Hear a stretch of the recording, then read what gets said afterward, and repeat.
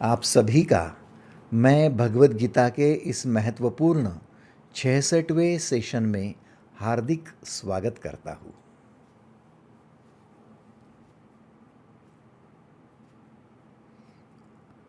आत्मोद्धार अर्थात आत्मा का उद्धार करना, उत्थान करना, विकास करना अर्थात अपने जीवन में ऊर्जा की उच्चतम स्तर पर पहुंचने की कोशिश करना, अधिक से अधिक ऊर्जावान होने की, चैतन्यवान होने की, उत्साहित होने की कोशिश करना। क्यों? क्योंकि जहाँ चैतन्य है, उत्साह है, वहीं पर कर्तव्य कर्म करने की, लीलाएं करने की इच्छा है, अभिलाषा है, आस्था है, प्रयत्न है।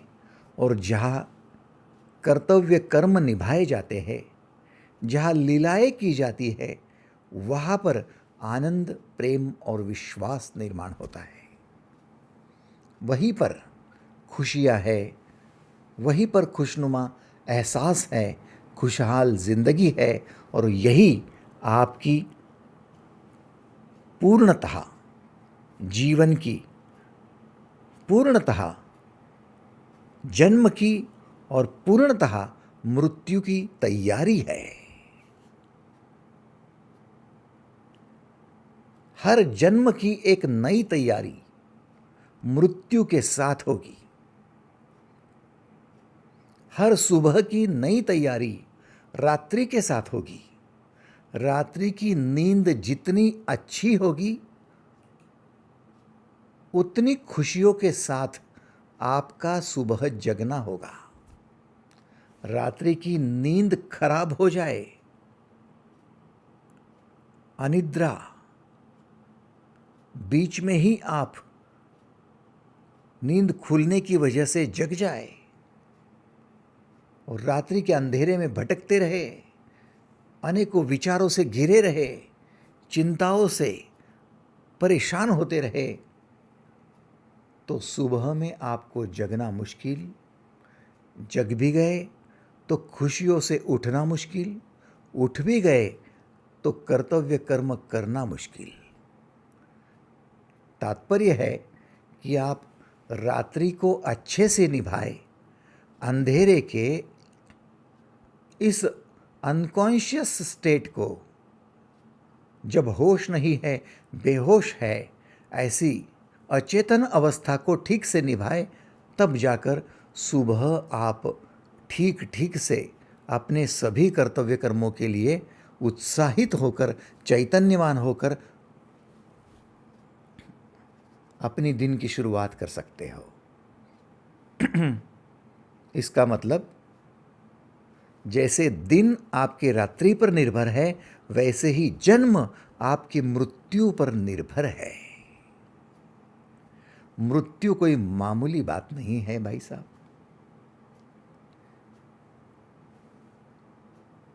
अब जब हमारा जन्म ही मृत्यु पर निर्भर है, मृत्यु के क्वालिटी पर निर्भर है, जैसे कि हमारा दिन रात्रि के नींद की क्वालिटी पर निर्भर है, ठीक उसी प्रकार से हमें अपने नूतन जन्म के लिए, अच्छे जन्म के लिए हमारी मृत्यु का रहस्य जानना होगा। हमारी मृत्यु को सफलतापूर्वक प्राप्त करना होगा। हमारी मृत्यु को अमर बनाना होगा, यादगार बनाना होगा। हमारी मृत्यु को हमें सफलतापूर्वक प्राप्त करना होगा, और उसे कहते हैं समाधि। हर समाधि में एक दिव्य जन्म की प्रचिति होती है। जैसे कि बीज भूमि में जब बोया जाता है, तो उस बीज का अंकुरण होने से पहले उस भूमि की ऊब उसको मिलती है। जो खाद आपने डाला है, जो उपजाऊ भूमि आपने प्रदान की है, जो पानी आपने प्रदान किया है, इन सब की और खुद के पोटेंशियल की, उस बीज में जो पोटेंशियल है, उसकी जो क्षमता है अंकुरित होने की, उस क्षमता, इन सब की एकत्रीकरण से ये बीज अंकुरित होता है। बड़ी विशेष बात है। बीज की क्वालिटी कितनी भी अच्छी क्यों ना हो, लेकिन यदि उपजाऊ भूमि न मिले तो, उपजाऊ भूमि आप दे दे और बीज की क्वालिटी ही खराब हो तो, भूमि भी है, बीज क्वालिटेटिव भी है, लेकिन योग्य मात्रा में खाद या पानी न मिले तो निर्भर करता है कि बीज के अंकुरित होने से पहले उसकी व्यवस्था जो दिखाई देती नहीं है, जो भूमि में दबी हुई है, ये व्यवस्था भी सुव्यवस्था होनी चाहिए। ठीक उसी प्रकार से आपका जो जन्म है, जब आप प्रकट हो रहे हैं लोगों के सामने, समाज के सामने, दुनिया के सामने, ब्रह्म के सामने, उससे पहले की अवस्था जो मृत्यु की अवस्था है, उस अवस्था में आपका पोटेंशियल होना, आपके चित्त की उच्चतम दशा होना, आपकी आत्मा की उच्चतम अवस्था होना, और जिस माँ के गर्भ में आप जन्म लेने वाले हो, उस गर्भ का होना, उस माँ के लिए अच्छा खान पान होना, ये सारी बातें आवश्यक हो जाती है। आप समझने की चेष्टा करो, चेष्टा ये करो कि मृत्यु कितनी महत्वपूर्ण घटना है।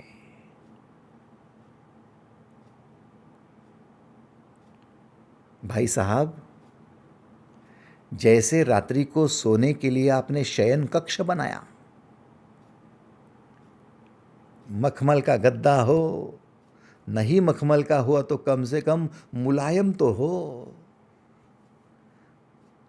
रात्रि को लाइट बंद करेंगे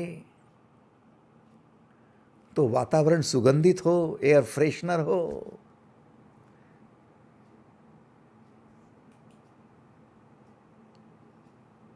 रात्रि को फैन हो, एसी हो। आप क्या क्या व्यवस्था कर रहे हो कि रात्रि की नींद में कोई गड़बड़ ना हो जाए, शांति से सो सके, कोई आवाज न करे। आप कहते नींद खराब मत करना मेरी, मोबाइल बंद कर दूं। क्या मतलब है? आप नींद का महत्व जानते हो। आप जानते हो कि ये पोटेंशियल स्टेट में जाना है, हमारी ऊर्जा नींद में संग्रहित हो रही है, और संग्रहित ऊर्जा को ही दूसरे दिन हमें फिर सक्रिय करना है, काइनेटिक बनाना है, उसी का इस्तेमाल करना है, और उसी ऊर्जा से हमारे कर्तव्य कर्म निभाना है। इसलिए नींद अच्छी हो जाए। 10 घंटे की ना हो चलेगी, 7 घंटे की हो जाए, 4 घंटे की हो जाए, लेकिन नींद बढ़िया हो। सुबह कोई मिलता भी है तो कोई पूछता है कि कैसा हुआ, नींद कैसी रही?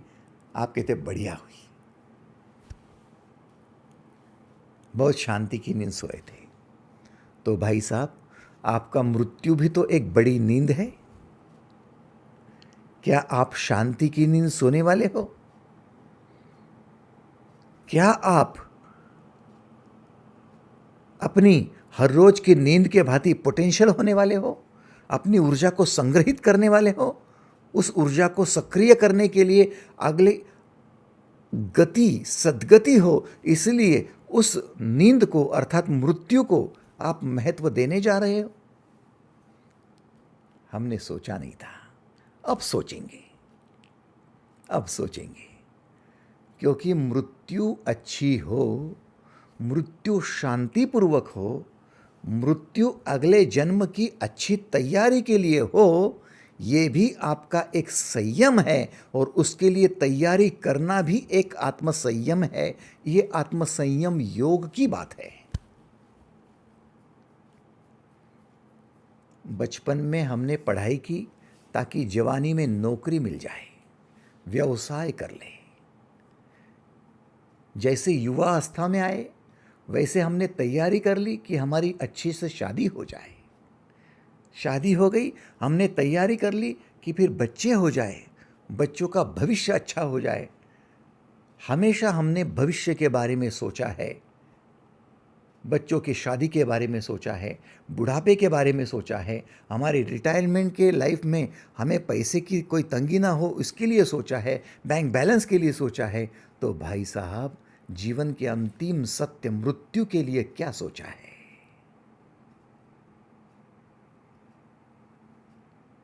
मृत्यु का नाम लेने से डरते हैं हम, भयभीत होते हैं हम। जो मृत्यु से डर गया वो जीवन के किसी भी ऐरे गैरे बात से डर सकता है, और जो मृत्यु से नहीं डरा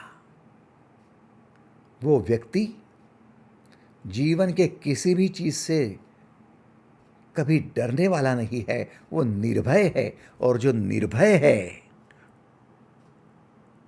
अभय है, भय शून्य है, वही केवल परमेश्वर से परमात्मा तक की यात्रा कर पाएगा। भयभीत व्यक्ति का ये काम नहीं है।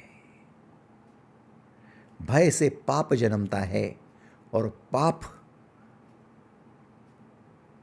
आपके पुण्य को क्षीण करते रहता है, सामर्थ्य को, ऊर्जा के स्तर को, चैतन्य को, उत्साह को क्षीण करते रहता है।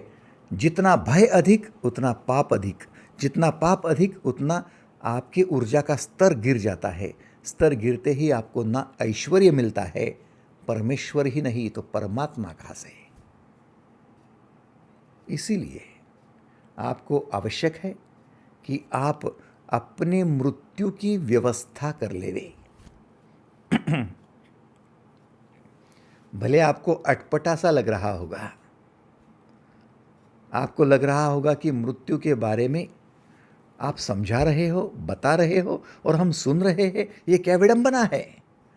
बाकी लोग तो मृत्यु से कैसे बचे, महामृत्युंजय जप करो ताकि मृत्यु ना आवे। मैं आपको वो जप नहीं सिखाने आया हूं, मैं मृत्यु सिखाने आया हूं, मृत्यु योग सिखाने आया हूं, मृत्यु की विशेषता समझाने आया हूं, और मृत्यु के माध्यम से एक दिव्य जन्म देने आया हूं। यह भगवान श्री कृष्ण का कहना है।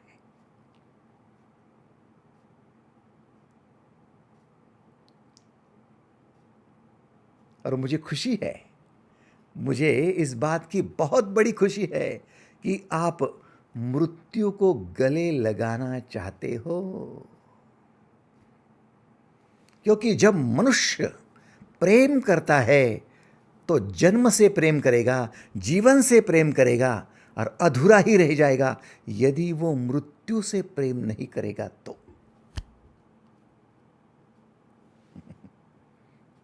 मैंने नौकरी पर प्रेम किया, मैंने व्यवसाय पर प्रेम किया, मैंने बच्चों पर प्रेम किया, मैंने पत्नी पति पर प्रेम किया, मैंने माँ बाप पर प्रेम किया, बहुत अच्छी बात है। लेकिन मैंने मृत्यु पर प्रेम किया, सबसे अच्छी बात है, सबसे अच्छी बात है।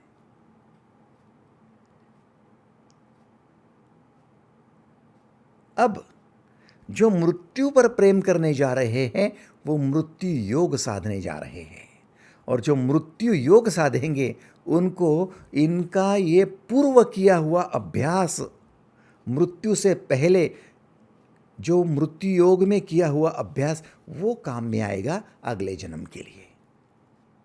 कैसे?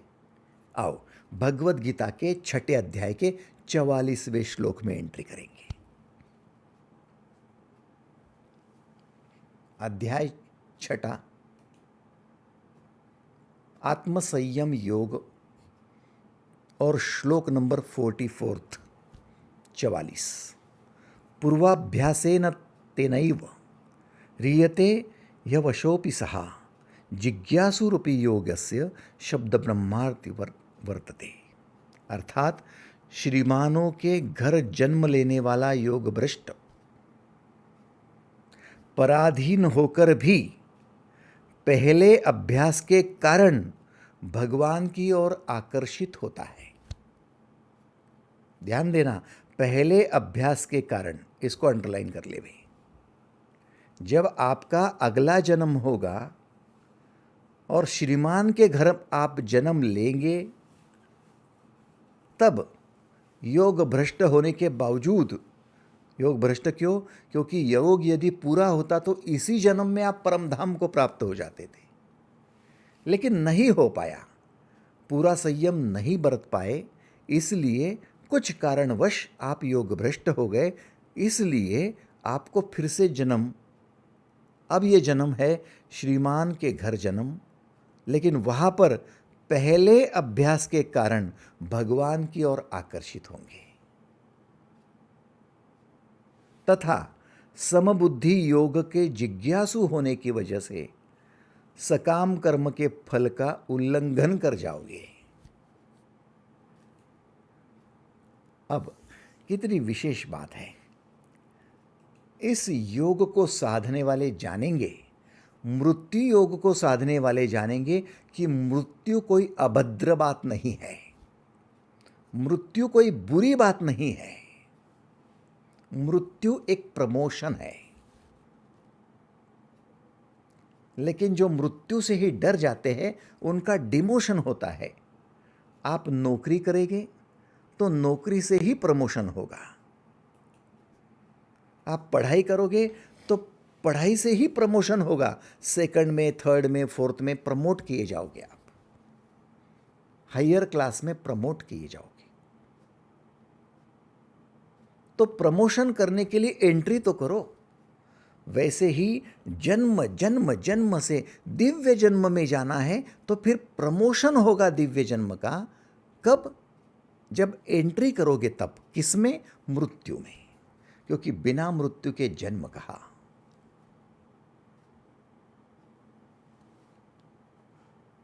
और जो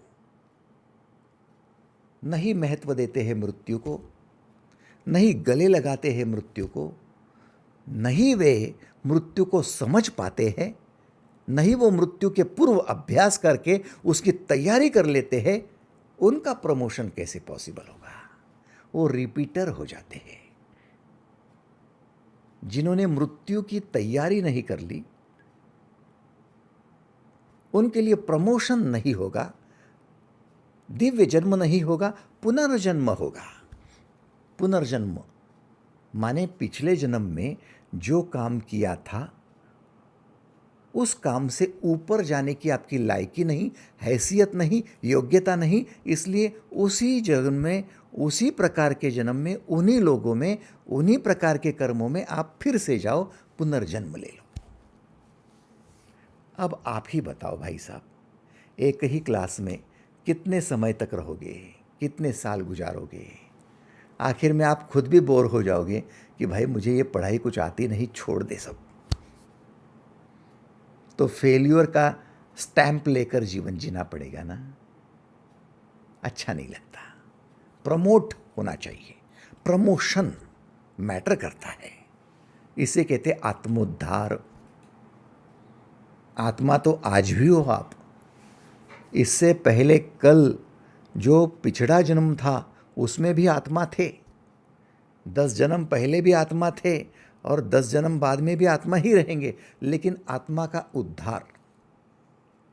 जैसे कि आदमी तो सब है, लेकिन प्रमोट किया हुआ, प्रमोशन किया हुआ कोई एम्प्लॉय अलग है। आप जहाँ पर भी काम करते होंगे, प्रमोशन किया हुआ बिजनेस पर्सन कोई अलग है, आप जहाँ भी बिजनेस करते होंगे। तो प्रमोशन के साथ आत्मा, आत्मोद्धार के साथ आत्मा। समझ रहे हो ना? तो मृत्यु को गले लगाने के लिए, मृत्यु से प्रेम करने के लिए, मृत्यु से पहले मृत्यु अच्छी हो और बहुत बहुत ही उत्सवपूर्ण हो, आलीशान हो, बढ़िया हो, ऐसी अपेक्षा कर रहे हो ना? यदि कर रहे हो तो एक बार सहमति तो दर्शाओ, हाथ ऊपर करके धन्यवाद, थैंक यू। आपको मृत्यु मुबारक हो।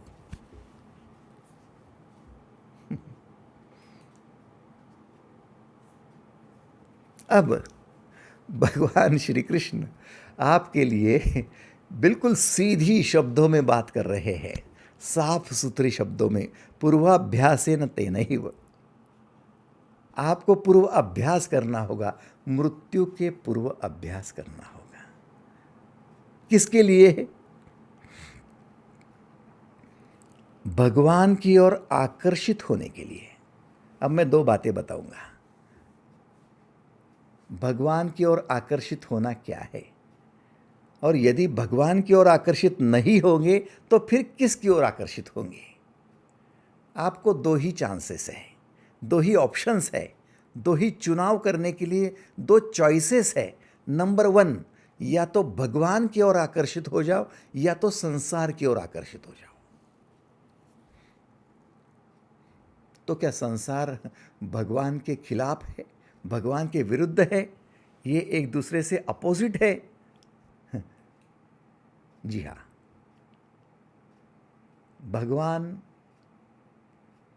एक ऐसा पद है, भगवान एक ऐसी अवस्था है जिसमें सर्वव्यापी, सभी को लेकर, सभी के लिए कर्म किया जाता है।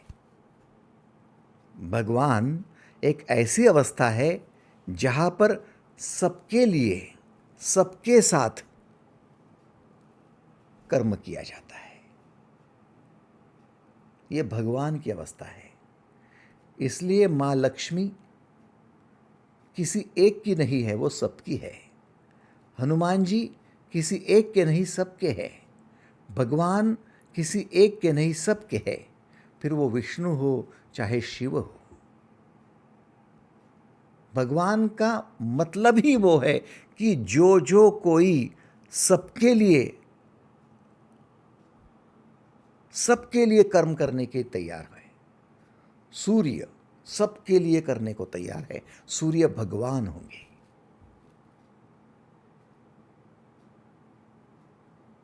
किसी एक के लिए करना है, किसी विशिष्ट के लिए करना है, किसी समूह के लिए करना है, किसी समुदाय के लिए करना है, वो विशिष्ट के लिए करना है, संकुचित होकर करना है, संसार है। आप अपने बच्चों के लिए करना चाहते हो, आपके पति के लिए करना चाहते हो, संसार है। आप भगवान की बात मत करो, संसार की बात बहुत अच्छी कर सकते हो। छोटा संसार, सुखी संसार आपके लिए मुबारक है। आपके लिए भगवान की बातें शोभाजनक नहीं है।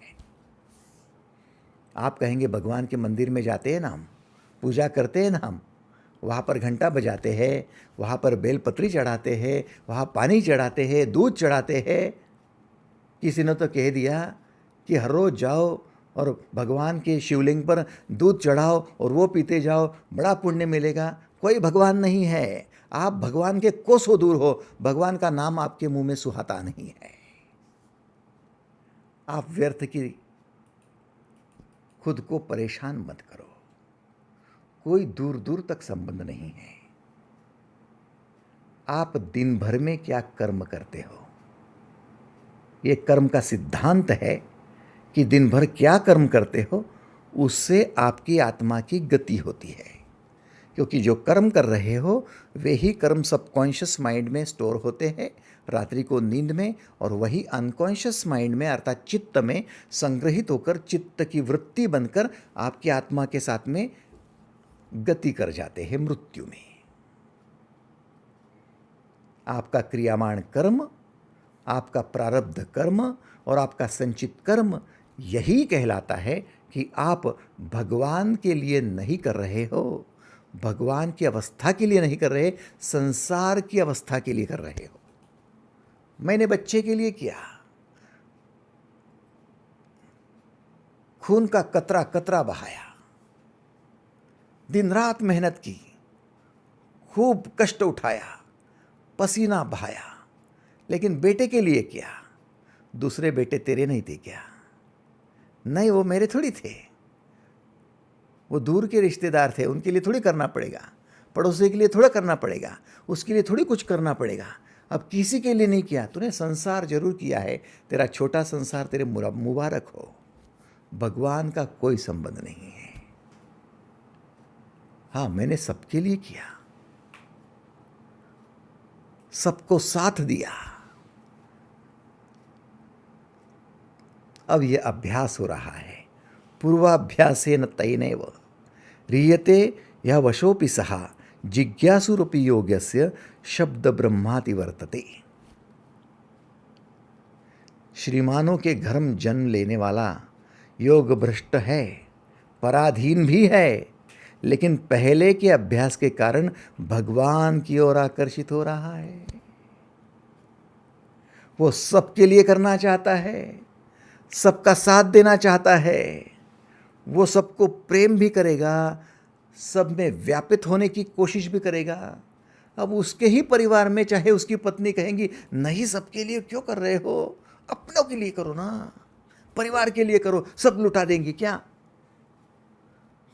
कोई पत्नी करती है तो पति रोकेगा, रुकना, क्या कर रही है, सबके लिए कर रही है क्या, फिर अपने को क्या बचेगा? तो समझना कि एक ने जो पूर्व अभ्यास किया है भगवान के लिए, वो सबके लिए करना चाहता है, उसकी अवस्था कुछ अलग है। और उसे जो रोक रहा है, उसने अभ्यास किया है संसार के लिए, वो अब अपनों के लिए करने को उकसा रहा है। करना तो करना है, लेकिन किसके लिए करना है, संसार के लिए या भगवान के लिए, आपके हाथ में है। अब आप सोचो आपको क्या करना है।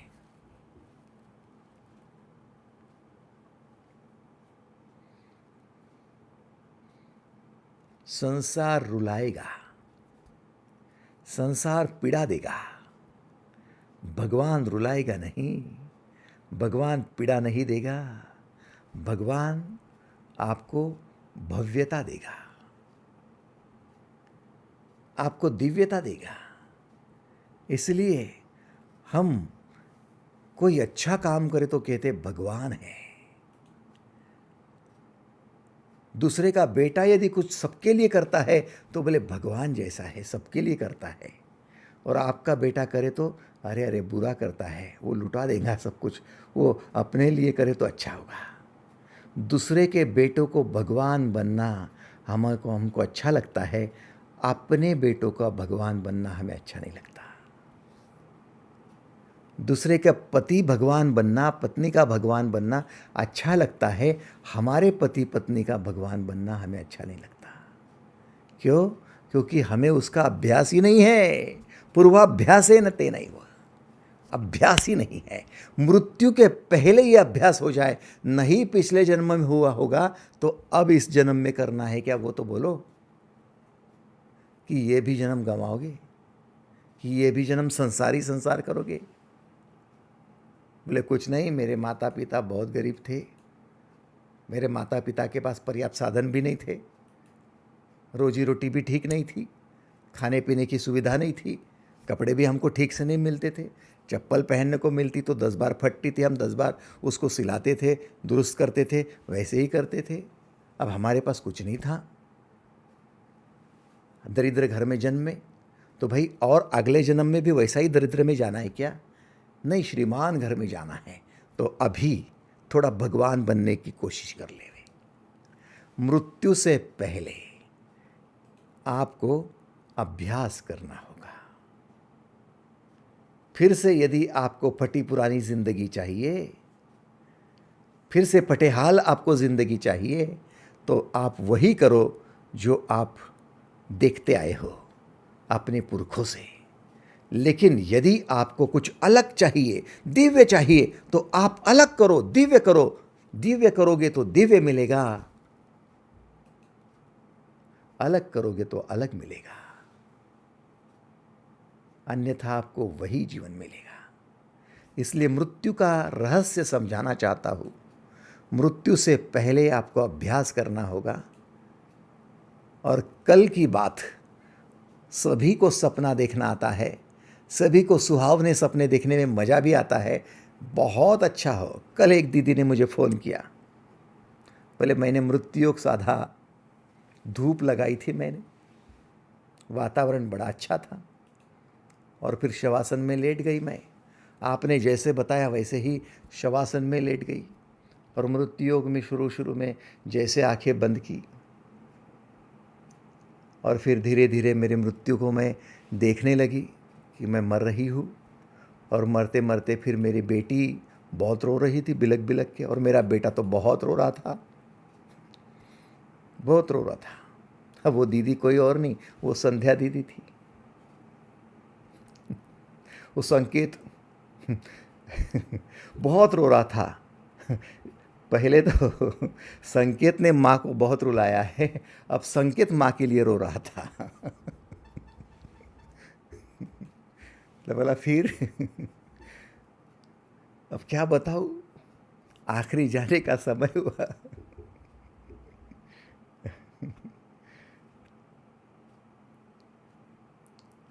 मरते मरते मैं तो गुजर गई, मैं तो चली गई, और फिर जाकर मेरे शव को लिटाया गया चिता पर और शुद्ध घी डाला गया। मैंने बोला घी का वेस्टेज कर रहे हो क्या? अच्छी बात है, चलो। बहुत घी डाला गया और अंतिम संस्कार किए गए, और सुखपूर्वक इनकी मृत्यु हो गई। और फिर आगे क्या? बोले आगे बहुत अच्छे घर में मैंने जन्म लिया, बहुत अमीर घर में जन्म लिया, बहुत सात्विक घर में जन्म लिया, बहुत योगी के घर में जन्म लिया, जिसमें अध्यात्म ही अध्यात्म है, ऐसे घर में जन्म लिया। जहाँ पढ़ाई के लिए स्वतंत्रता है, उस घर में जन्म लिया। बहुत पढ़ना है मुझे, उस घर में जन्म लिया। मैं ये कहना चाहता हूँ कि आप मृत्यु योग में अगला जन्म जब देख रहे हो तो कितना अच्छा सपना सजा रहे हो कि यदि पढ़ाई करने में अभी व्यवधान पड़ा है तो अच्छे पढ़ाई करने के लिए स्वतंत्रता मिलेगी, वो घर चाहिए आपको। योग साधने में आपको अच्छा घर चाहिए, आध्यात्मिक घर चाहिए। आपको धन की कमी है तो बहुत धनवान घर चाहिए। तो कुल मिलाकर आपके सपने भविष्य के हैं, और आप अगला जन्म बहुत अच्छा लेना चाहते हो, दिव्य लेना चाहते हो, और उस दिव्य जन्म में बहुत कुछ हासिल करना चाहते हो, उच्च अवस्था में पहुंचना चाहते हो, तो फिर उसका अभ्यास अभी तो करो। जिसको कल अच्छा चाहिए उसको आज कुछ करना होगा ना। यस और नो? वर्तमान में कुछ बोएंगे तो भविष्य में पाएंगे।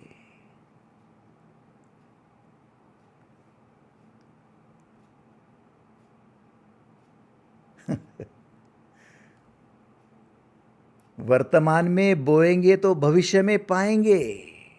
इस जन्म में अभ्यास करेंगे भगवान होने का, भगवान पद का, तो फिर अगले जन्म में भगवान की ओर आकर्षित होने का आपको अनायास ही योग आ जाएगा, अनायास आ जाएगा। फिर आपको ढूंढना नहीं पड़ेगा, फिर लॉ ऑफ अट्रैक्शन काम करेगा।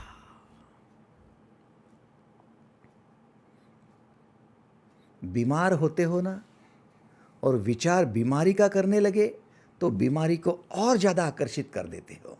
बीमार हो गए और स्वस्थ होना है, स्वस्थ होना है, स्वस्थ होना है, स्वास्थ्य का विचार करेंगे तो स्वास्थ्य को आकर्षित करेंगे और बीमारी से बाहर आ जाओगे। Law of attraction works. अभी यदि आप संसार में अटके हो, परेशानी और दुख में अटके हो, असंतुष्टता और असमाधानी में अटके हो, तो फिर उसी का चिंतन करना, उसी का विचार करना, अपनों के लिए उतना ही छोटा छोटा सोचते जाएंगे, तो फिर लॉ ऑफ अट्रैक्शन की वजह से संसार में ही अटके रहोगे। फिर मृत्यु के बाद में अगला जन्म मिलेगा तो संसार में ही मिलेगा। हो सकता है कि आपका जीवन साथी भगवान का विचार करके, भगवान का चिंतन करके, भगवान का कर्म करके वो उच्च अवस्था में चला जाए। फिर आप कहेंगे मेरा जीवन साथी तो ऊपर की ओर चला गया, अगले क्लास में प्रमोट हो गया, मैं पीछे रह गई। ये तो ऐसी बात हो गई कि आपकी अच्छी सहेली थी और दोनों सहेलियां थी आप, एक तो अगले क्लास में चले गए आप, फेल्यूर वहीं पर रह गई। अच्छा लगता है क्या? अच्छा लगता है क्या? आप दोनों यदि अगले क्लास में प्रमोट होंगे तो फिर दोनों को अच्छा लगेगा। इधर कहते हो पति और पत्नी सातों जन्म के साथी है। अरे इस जन्म में यदि संसार और भगवान का भेद नहीं पता चला और दोनों में से एक यदि उच्च अवस्था में चला गया, प्रमोट हो गया, दूसरा पीछे रह गया, तो काहे का 7 जन्म का साथ है? समझ रहे हो आप? पूर्वाभ्यासेन तेनैव ह्रियते ह्यवशोऽपि सः जिज्ञासुरपि योगस्य शब्द ब्रह्माति वर्तते। आपको पहले के अभ्यास के कारण भगवान की ओर आकर्षित होना है, अगले जन्म में अनायास होना है, ईज में होना है। तो फिर अभी अभ्यास करना शुरू कर दो। श्रीमान के घर जन्म लेना अपने आप हो जाएगा। जिसको अच्छे मार्क मिलते हैं ना, जो डिस्टिंक्शन में आता है ना, जो मेरिट में आता है ना, तो कॉलेजेस उनको बुलावा भेजते हैं, हमारे कॉलेज में एडमिशन ले लो ना। क्यों? क्योंकि आपके जैसे स्टूडेंट तो चाहिए हमको, और जिनको मिलती नहीं ना, वो मैनेजमेंट सीट होती है उनके लिए। पैसा भरो, डोनेशन भरो, उनको वहाँ पर दे दो। लेकिन भाई साहब, ये मैन मेड मैनेजमेंट सीट है, गॉड मेड मैनेजमेंट सीट का नाम नहीं सुना होगा आपने। भगवान ऐसा मैनेज नहीं करता पैसा लेके, घूस लेके, कि पैसा दे दो और मैनेजमेंट की सीट में आपको डाल दो, श्रीमान के घर पे एडमिशन मिल जाएंगी। इम्पॉसिबल। वहाँ पर आपके कर्म ही काम करेंगे। तो फिर मृत्यु योग साधने वालों, आप यदि भगवान के चिंतन में रत हो और भगवान बनने का अभ्यास करने को तैयार हो, तो एक बार बोल दो मुझे कि यस, हम अब संसार से ऊपर उठने को तैयार हैं। कितने लोग संसार से ऊपर उठना चाहेंगे? धन्यवाद। Thank you, thank you, thank you. डर डर के हाथ मत ऊपर करो, करना है तो कर दो।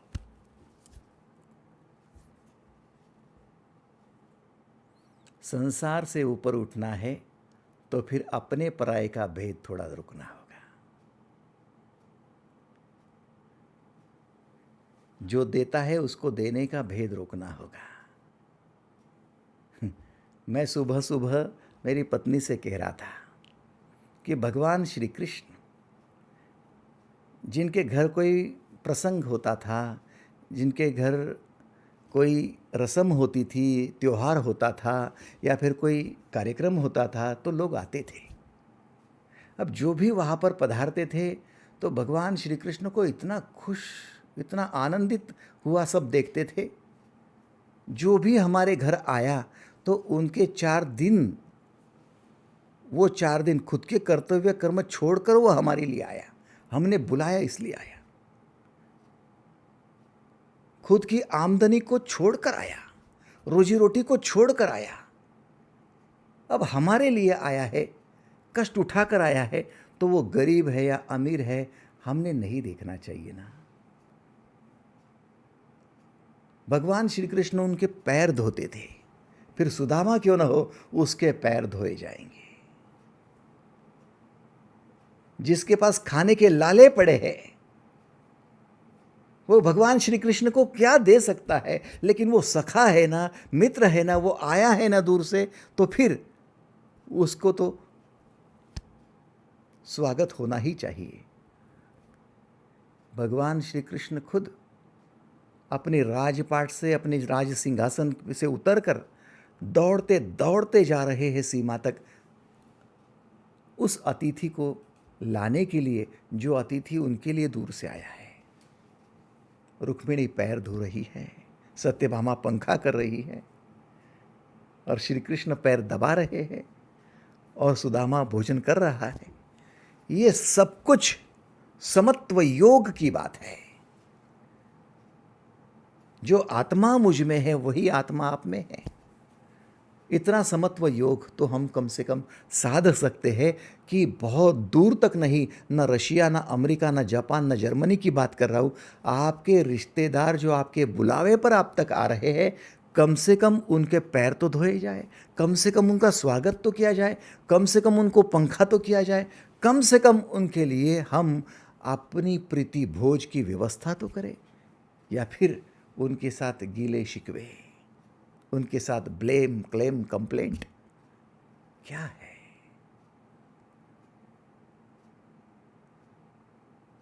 इतना प्रेम श्री कृष्ण का कि उनके घर जो भी आते थे वो सोने के थाली में उनको परोसते थे, जाते हुए वो सोने की थालियां भी घर पे ले जाओ।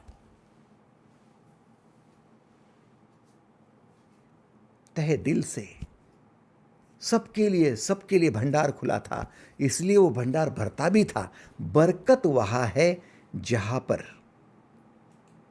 प्रेम सभी पर किया जाता है, विश्वास सभी पर किया जाता है, आनंद सबके साथ लिया जाता है। बरकत वहां पर होती है।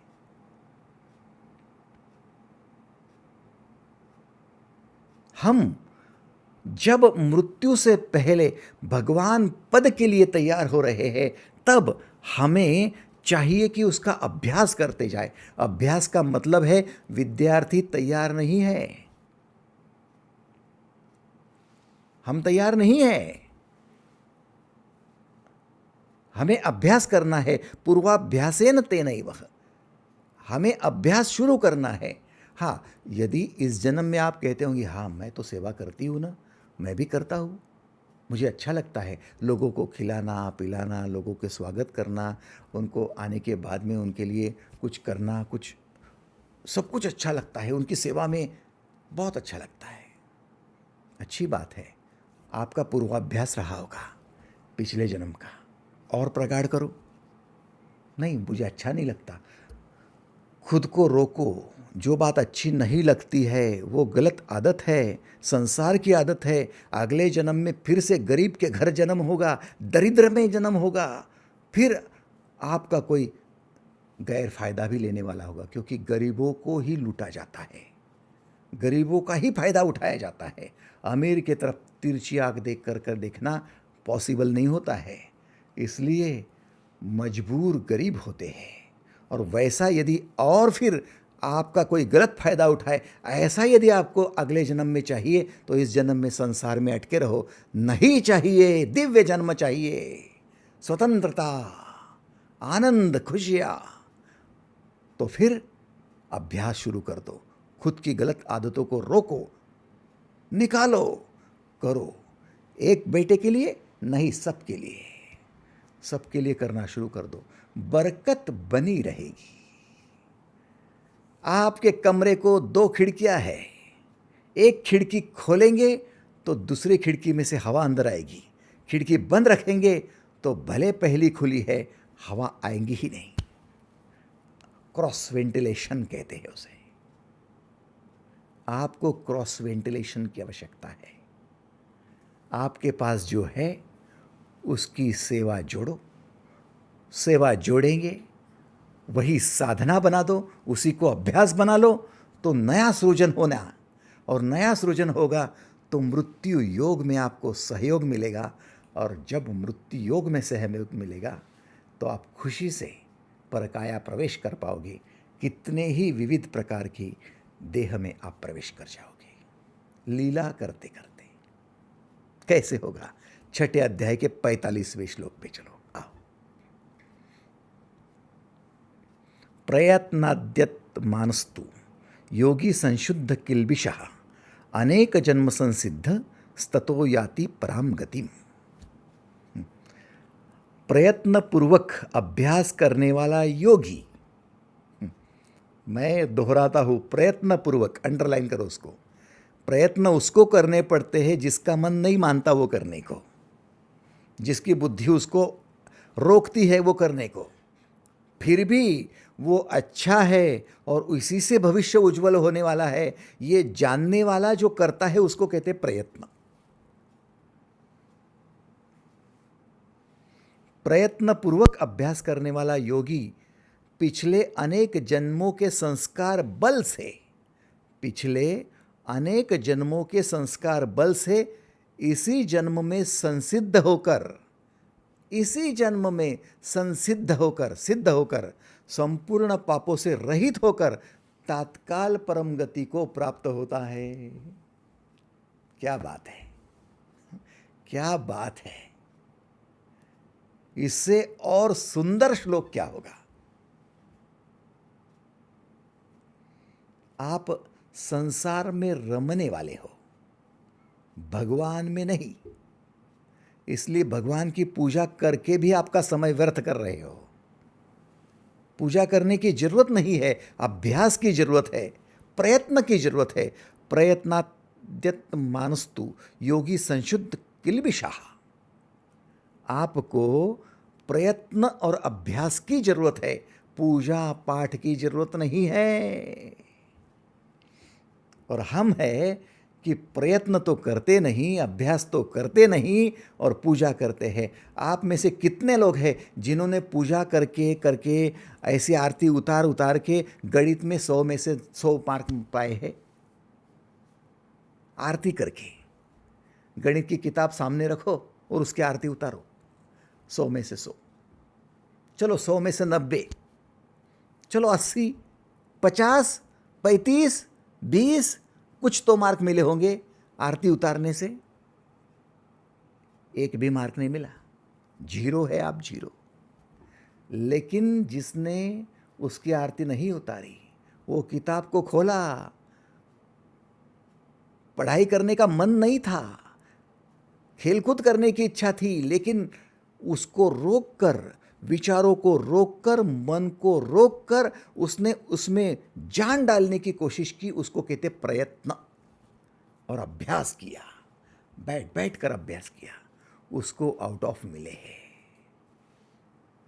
भगवान की आरती उतारने से भगवान नहीं मिलते। भगवान पद की प्रयत्न और अभ्यास से भगवान पद तक पहुंचेंगे। और फिर यदि ये प्रयत्न और अभ्यास आपका जारी रहा ना, प्रयत्नपूर्वक अभ्यास किया, तो फिर पिछले अनेक जन्मों के संस्कार बल से इसी जन्म में संसिद्ध हो जाओगे। संसिद्ध, 2 शब्द आपने सुने होंगे, एक सिद्धि और दूसरा सिद्ध। सिद्धि क्या है? कुछ कर जाने की क्षमता। आपको सिद्धि प्राप्त है, वाचा सिद्धि माने क्या? बोल जाने की क्षमता। आप जो बोलेंगे वो हो जाएगा, आपकी वाचा सिद्धि है। सिद्धि का मतलब है कुछ कर जाने की क्षमता, और सिद्ध का मतलब है कुछ करने में आस्था। आप सिद्ध होते हो मतलब कुछ करने में आस्था निर्माण करते हो। मैं ये कहना चाहूँगा, आपको भगवान में आस्था बढ़ानी होगी। अभी संसार में आस्था है आपकी। मंदिर में जाने से आपकी आस्था नहीं बढ़ेगी, अभ्यास और प्रयत्न करने से आस्था बढ़ेगी। कितने लोगों को ये स्वीकार है, वो हाथ ऊपर करेंगे। धन्यवाद, थैंक यू, थैंक यू। मंदिर में जाने से और मूर्तियां पूजने से आस्था नहीं बढ़ेगी। धर्म का ग्रंथ पठन करने से आस्था नहीं बढ़ेगी, या सत्संग में जाकर या कीर्तन सुनकर या भजन गाकर आस्था नहीं बढ़ेगी। आस्था किससे बढ़ेगी? प्रयत्नपूर्वक अभ्यास करने से बढ़ेगी। और अभ्यास क्या करना है? सेवा बढ़ाना है, सेवा की साधना बढ़ाना है। और साधना बढ़ेगी तो सृजन होगा। बस सेवा, सृजन और साधना बढ़ जाएगा। और जब आप ये सिद्ध होंगे ना, इसमें आस्था रखोगे ना, सेवा में, सृजन में, साधना में आस्था रखोगे ना, तो फिर परम गति को प्राप्त हो जाओगे इसी जन्म में, पाप रहित होकर। इसका मतलब भगवान श्री का ये कहना है कि कई लोग ऐसे हैं जिनको अगले जन्म की तैयारी करनी है, लेकिन वे लोग अपने अभ्यास से इसी जन्म में अगले जन्म का जो कुछ उनको चाहिए, अगले जन्म का जो वो सपना देख रहे हैं, वो इसी जन्म में पूर्ण होना शुरू हो जाएगा, बिफोर टाइम। क्या बात है, याची देहा याची डोळा, यस, इसी देह से, इन्हीं आंखों से, यस, इसी से हो जाएगा। कितनी विशेष बात है। और परम गति को प्राप्त होंगे। आपको ये शब्द बड़ा अटपटा सा लगेगा, परम गति क्या है, लेकिन परम गति को आप डिफाइन करना चाहो तो समझ लो, परम गति का अर्थ है लीला रचकर धर्म की स्थापना करना, धर्म की रक्षा करना, इसे कहते परम गति। लीला रचकर धर्म की स्थापना एवं रक्षा करना, यह परम गति है। बुद्ध की परम गति मतलब बुद्ध की लीला, धर्म की स्थापना एवं रक्षा करने के लिए। कृष्ण की परम गति, कृष्ण की धर्म स्थापना एवं रक्षा।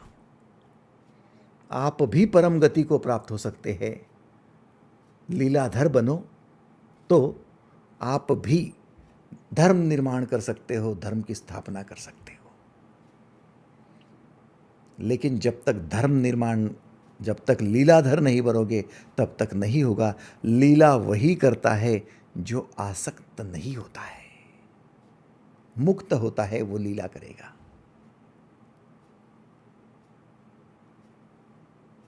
कितनी विशेष बात है। कोई एक्टर होता है और किसी पात्र की एक्टिंग करता है। मिल्खा सिंह की एक्टिंग करने वाला एक्टर वो लीला कर रहा है, वो एक्चुअली अलग है लेकिन कर कुछ और रहा है। लेकिन वो करने के लिए अभ्यास करता है, वो करने के लिए प्रयत्न करता है, वो करने के लिए मिल्खा सिंह का पूरा रोल समझ लेता है, जीवन समझ लेता है, और मिल्खा सिंह के जैसा, उससे भी बढ़िया, उससे भी और अच्छा फिजिक बनाकर, उससे भी अच्छा सब कुछ करता है। इसलिए वो मूवी इतनी फेमस हो जाती है। लेकिन मिल्खा सिंह की एक्टिंग करने से, लीला करने से वो एक्टर अब मिल्खा तो नहीं बना, वो अलिप्त भी रह गया। रोल इसका निभाया है लेकिन अलग भी रह गया है। ये क्या विशेष बात है। हाँ, ऐसी ही बात है। लीलाधर बनना है। भगवान श्री कृष्ण लीलाधर बन गए, परम गति को प्राप्त हो गए। कैसे? उन्होंने भी अभ्यास किया, उन्होंने भी प्रयत्न किया। हम नहीं कर रहे तो हम पिछड़े रह गए।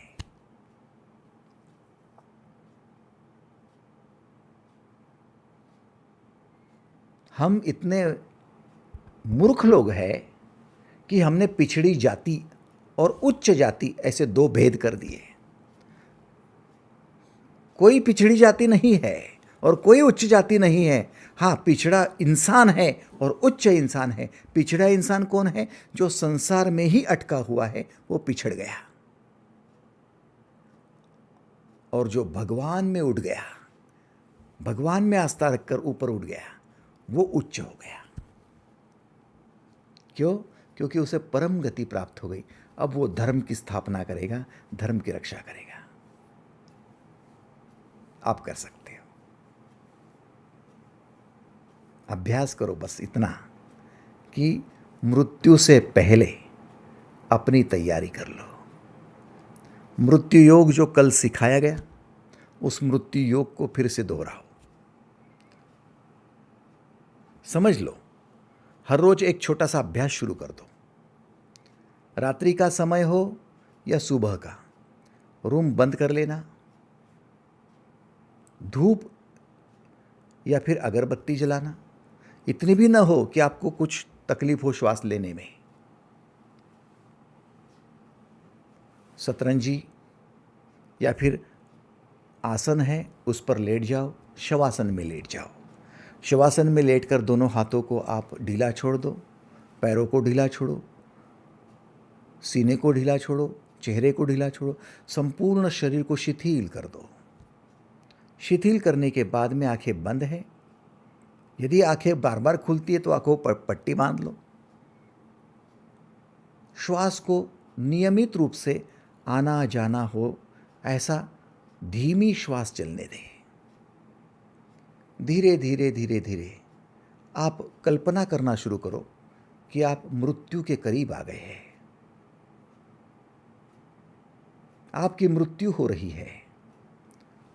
उस अवस्था में आपके हितैषी, पड़ोसी, आपके रिश्तेदार, आपके परिजनों के साथ सब इकट्ठा हो रहे हैं।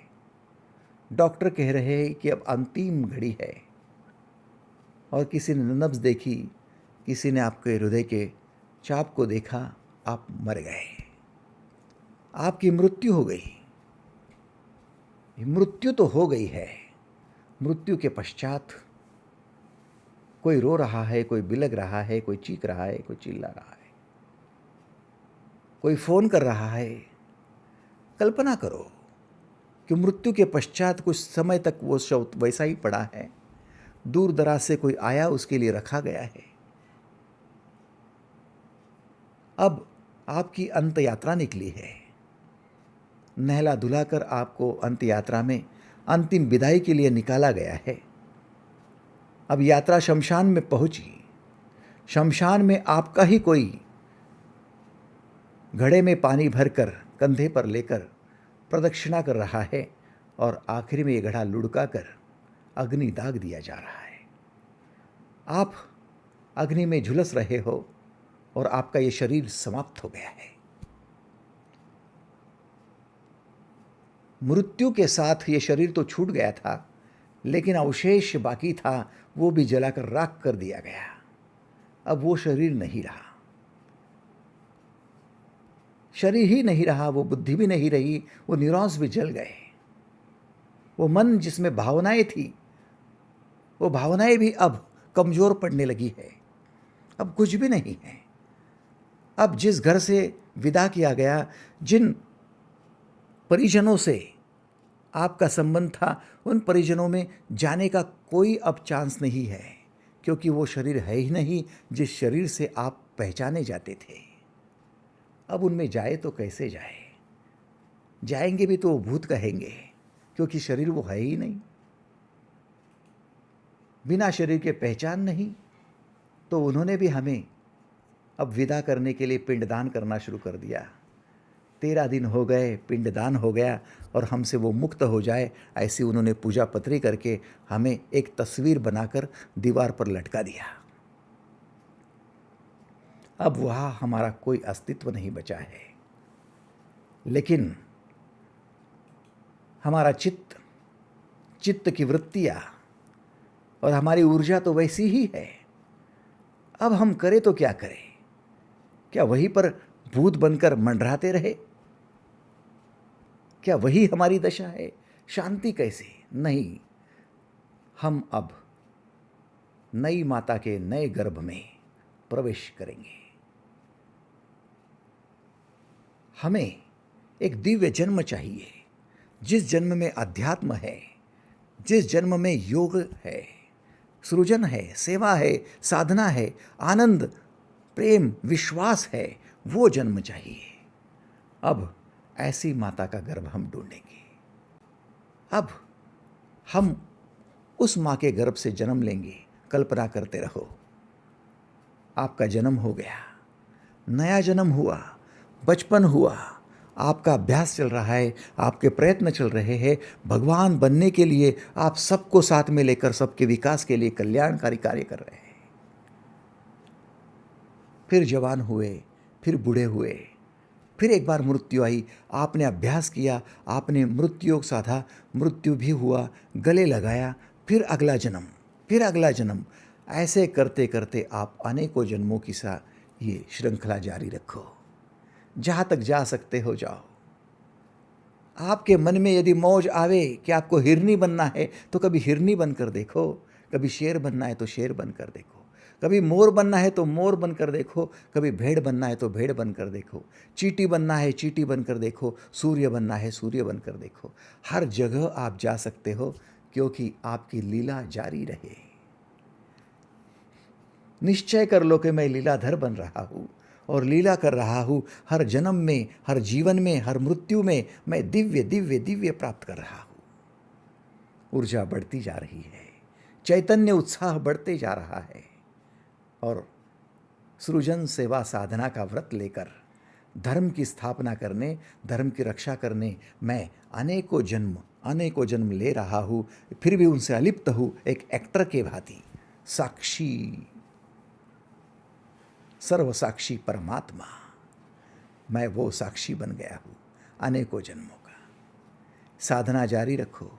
1 दिन, 2 दिन, 1 महीना, 2 महीना, 4 महीने जारी रखो, जारी रखो, जब तक आपके हृदय में भगवान पद का अभ्यास और प्रयत्न जारी रहेगा। जारी रखो, आप मुक्त हो जाएंगे, आत्म साक्षात्कार होगा, दिव्य साक्षात्कार होगा। जारी रखो, परम गति आपको प्राप्त होगी। जारी रखो, आप अवतार बन जाओगे। जारी रखो, आपका जीवन धन्य हो गया। फिर लीला है, आप है। लीलाधर बनकर लीला रचते रहो। सभी का कल्याण करने के लिए आप बार बार जन्म ले लेते हो। यदा यदा ही धर्मस्य ग्लानिर्भवतु भारत, अभ्युत्थानम अधर्मस्य तदात्मानं सृजाम्यहम्, परित्राणाय साधूनां विनाशाय च दुष्कृतां, धर्म संस्थापनार्थाय संभवामि युगे युगे। युग युग बीतते जाएंगे, मैं जन्म लेते रहूँगा, हर जन्म दिव्य होगा, धर्म की स्थापना और धर्म की रक्षा करने वाला होगा। ये मेरी लीला होगी। आपकी साधना के लिए शुभेच्छाएं, शुभकामनाएं। आज के लिए बस इतना ही। धन्यवाद।